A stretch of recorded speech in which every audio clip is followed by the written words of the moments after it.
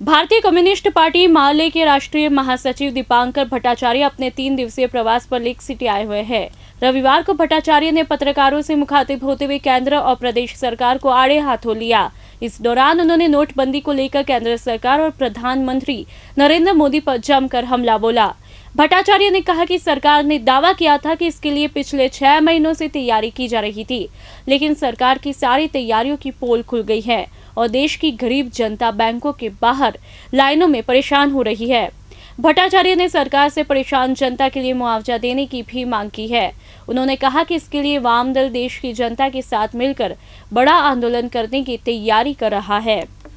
नोटबंदी का जो एक आपातकाल देश में आया है, उसके 11 दिन हो गए हैं और जैसे जैसे समय बीत रहा है, हम सब लोग महसूस कर रहे हैं कि स्थिति काफ़ी गंभीर है।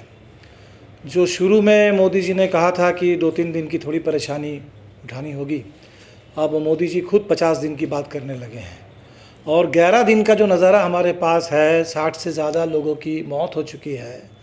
जो लोगों की कतार है बैंक के बाहर, एटीएम के बाहर, वो कतार कहीं से भी कम नहीं हो रही है। लोगों के सारे काम काज ठप हो गए हैं। जहाँ लोग कोऑपरेटिव बैंक पर निर्भर हैं, गांव में जो किसान, वो तो पूरी तरह से ठप हो गया है। वहाँ लोगों के सामने कोई रास्ता नहीं है। तो हम नहीं समझ पा रहे हैं कि पूरे देश की अर्थव्यवस्था को ठप करके आम लोगों के पूरे ज़िंदगी को इस तरह से अस्त व्यस्त करके कौन सा बड़ा काम देश में हो रहा है। अगर सरकार के दावा को मान लिया जाए, जेटली जी ने कहा कि 6 महीने से सरकार तैयारी कर रही थी।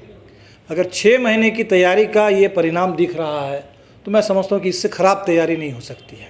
इससे ख़राब कोई प्लानिंग कोई सरकार नहीं कर सकती। तो इस तरह से पूरे देश में जो मजाक किया गया, 500 और 1000 का नोट को ले लिया गया और जवाब में लोगों को 2000 का नोट मिल रहा है, जिस 2000 का नोट का लोगों के लिए कोई मतलब नहीं है।